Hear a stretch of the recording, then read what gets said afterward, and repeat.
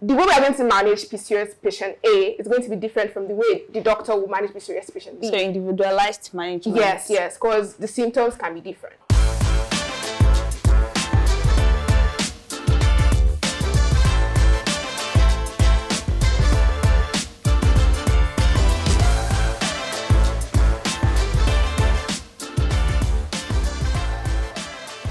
Welcome back to More Than a Voice, a podcast by One Voice Initiative for Women and Children Emancipation, which is targeted at educating people about health, particularly reproductive health. My name is Rashida Abimbola Adekule, and again, I'm your host on today's episode. And today, I have with me an impeccable woman of substance, Zainab Haroun, everyone. Hi, Zainab. Hi, it's good to be here. Thank you so much for coming on this. And I want you to introduce yourself to our audience. Okay. So I'm Zainab. I'm a female health reproductive enthusiast and also a founder of a female safe space for Muslim women. Yeah. Okay, so one thing that Zainab forgot to mention is that she's a biomedical lab scientist. From the first and the best, that is. So she deserves the flowers. Thank you again, Zainab. Today we'll be talking about a topic that is core to female reproductive health, a topic that has recently gained ground. Today we'll be talking about PCOS. And I want you to talk to us everything about PCOS, how we can, we'll get into that, but we're talking PCOS. Some time ago, we posted on our social media platform asking for people to tell us what they think PCOS or what they understand PCOS to be, the full meaning that is. And although we had a lot of people who got it right, but it was still funny to see that some people actually didn't know the full meaning of PCOS. So these people that do not know the full meaning of PCOS, how do we expect them to know what PCOS is all about? So today I want you to shed light on PCOS, tell us what it is. So let's just start with what do you understand by PCOS? Because I attended University of Ibadan, I studied biomedical laboratory science, so I would not actually want to use the medical terms. So I'll try to break it down for average young girl to understand. So Polycystic Ovarian Syndrome is the abnormality of the hormone levels in the body. So instead of a female child to have more of female reproductive hormones, so she has a higher concentration of the male reproductive hormone. Wow. So I would also not say PCOS is a disease. I would say it's a condition because it's more like from research, there's no treatment, there's no cause. So it's more like the PCOS patient only has a lot of symptoms. So just symptoms here and there. So that's what I would say PCOS is from my own end. Oh. So would you say that the recent awareness or popularity, so to say, that PCOS has gotten, do you think it has improved the conditions of people living with PCOS? Do you think people are more diagnosed, or do you think it's just that it just became viral and things just remained the same? That's actually deep because if there's no research on something, it's just going to remain the same. And when it comes to female reproductive health, there's very limited research on that. I think the female reproductive health is actually very complicated. So it makes it worse for research to actually go on with that. So I won't really say there's actually, I think the only thing that could get better is awareness for young girls to actually understand that, okay, there's something called PCOS. Some girls could be going through that. This is how this can be managed. So it's only the management that's actually the focus at this moment. Oh, okay, so but maybe a lot of people got more diagnosed and it got talked about more. All right, when you were introducing PCOS, you talked about it not being treatable, not curable. So if PCOS is not curable, how do people with PCOS get treatment? What do they go to the hospital to do?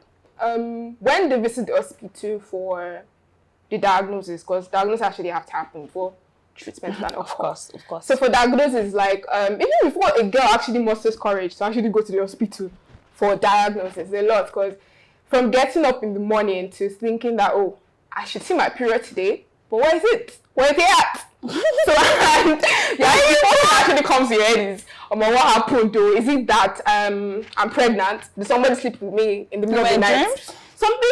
Some weird thoughts that happen, and then it's for you to even go and meet your mom and tell your mom that, Mom, I've not seen my period for a while. It's another thing, another conversation. So for us now finally take that courage and start to go to the hospital to get that diagnosis, another thing. So getting to hospital and you visit the doctor, and then doctor is telling you, questioning PCOS. the first thing they would do is for you to go scan. Ultrasound scan is actually very direct, so it makes it easier for diagnosis. So by the time ultrasound, the result from the scan comes out, it's like, okay, we can see cysts in the ovary. So from then, treatment comes in, and the treatment for PCOS is different. It's for PCOS patients. PCOS patients shows different symptoms. So PCOS patient A can be, the symptoms from PCOS patient A can be different from the symptoms from PCOS patient B. So it makes it difficult to diagnose. Yes. So it's like, okay, so we are managing, the way we are going to manage PCOS patient A is going to be different from the way the doctor will manage PCOS patient B. So individualized management. Yes, because the symptoms can be different. So what they actually manage is the symptoms. Yeah. The symptoms that is being managed. Oh, great. Okay, so now that we know that we're treating symptoms, we can't actually treat the condition. We just have to manage it. What do you say is a way to go? Like the preventive measures that you can take. What are the predisposing factors to start with? What are the predisposing factors? PCOS predisposing factors. Yeah. Research that is on PCOS is not like, there's no much research anywhere. Like, even there's no cause, there's no treatment. So it's only if you know the cause of something that you can find the treatment. So it's like, where are we going to see the predisposing factors? Nobody, like, there's no research on it. So it's like, it's very bad. Just wake up one day and then be diagnosed that you actually have PCOS. Oh wow, that's scary. But what are the common symptoms? What are the common signs? What do people have to see to now make them say, oh, I think I have to go see a doctor? Okay, the number one thing would be irregularities in menstruation. So this also differs, just like I said, in PCOS patient A and PCOS patient B. So sometimes PCOS patient A might have, maybe she might see a period, maybe January, February, she can see a period, and maybe March, January, February, March, she might not get to see a period, and then she'll see it the next month. Wow. For some PCOS patients, they would actually bleed throughout those whole months, like.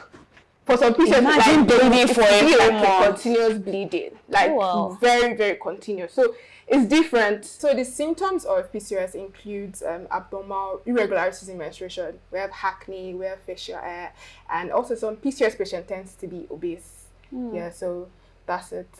Okay, so like are there other kind of like symptoms that we, just because I see some PCOS patients saying that they have like hair on their face and everything, but I think that can be ascribed to like the high level of male hormones in the system. All right, so now that we know that PCOS cannot be treated, it's not curable, and they have to go to the hospital for the doctors to manage their symptoms.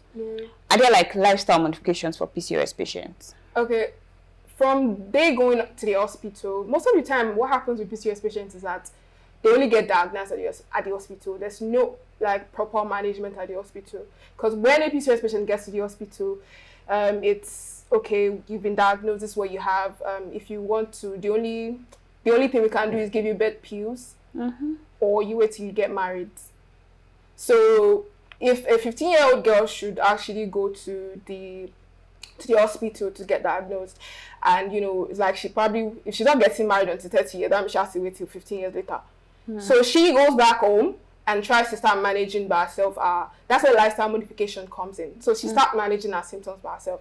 So from now, there's acne. So like, okay, what product can I use to manage my acne? So you understand? To so I have facial products. hair, I have to start, trimming, comb it out, and regular menstruation. That's one of the things that she probably would have to deal with. There's nothing you can do about it, unless you also want to take the bed pills and some other drugs. There are also drugs they actually recommend for PCOS patients to take also. So sometimes like drugs also have side effects. Yes. So if you take the drugs, if you take the drugs, and it's really dependent, it's relative for different people. You can try to take it, you can try to take it, but if the PCOS patient has it's extreme, especially for someone who bleeds every time, she has to actually manage that bleeding, because she can't be bleeding for a long period of time. I mean, even ordinary menstruation bleeding, the menstrual bleeding is a lot. There's a lot of things to do. I particularly, I don't like when I'm on my menstruation, when I'm on my period, because it's like, that's a lot, that's extra work, I don't want to do that. But that's one of the advantages of PCOS patients. But some of them, some menstrual cramps,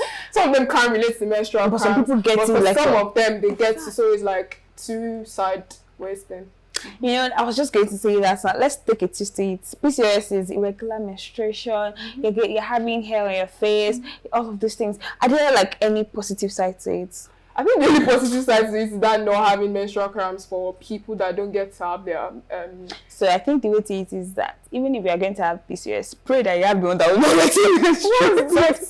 I mean, if you feel any symptom of PCOS, please go to the hospital. That's the best way. And go early. Early diagnosis is the best. You really do not want to wait till later. Of course, this condition now cannot be treated, but it can be managed. And if you like get to know, once you start your management early, you get to know what works for you early, and then you don't get like suffer and bear the brunt for a prolonged period before you get to see what works for you. So to round it up, I'm just going to ask you, I'm trying to, because we've seen a lot of PCOS patients come to talk about how PCOS is dealing with them, and one major thing that has stood out really is how it affects them mentally. You know, like I said, I don't like to deal with menstruation. So imagine somebody that has to deal with menstruation for like a whole year. Sorry, for a whole month rather. It's I don't like to do this for 5 days, and somebody has to bear it for like a month. It's a lot, and a lot of people have complained about how like it affects their mental health. Is there like any organization in place? Are there measures that are put in place like manage that effect of PCOS on its patient? So for PCOS patients, it's infertility is linked with it. So there's a social consequences, emotional consequence, especially if a 30-year-old woman now she cannot give birth. As a Yoruba girl, Yoruba woman, it's like you have not given birth. What is the child? God bless you. From the mother-in-law. So definitely that will take a toll on their mental health. It's not going to be good, and you know she has to manage that with her family, and then look for the support group that you just asked for. So there are a number of them. I know of the PCOS Blog.substack.com. I know of Aisha Wakili. Aisha Wakili is on Instagram. I know of PCOS.weightloss. That's also on Instagram. But the first one is actually on Substack. So if you check Substack and the PCOS blog, you should see.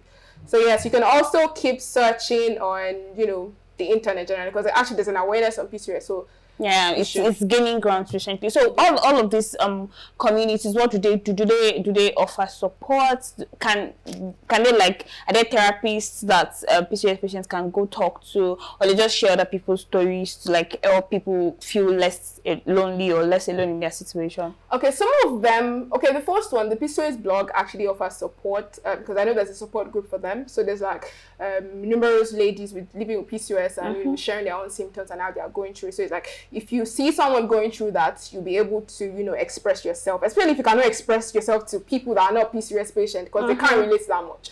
So if you have that support group, there's, you know, the interaction, it will calm your nerves down. So that happens. There's the motivational aspect. And also, I know for Aisha Wakili and PCOS weight loss, they do share, you know, what to do, like just some lifestyle modification and how to get better. And then I know one other page also shares their reviews on other PCOS patients that's actually giving birth. So that's like very motivational for any PCOS patient.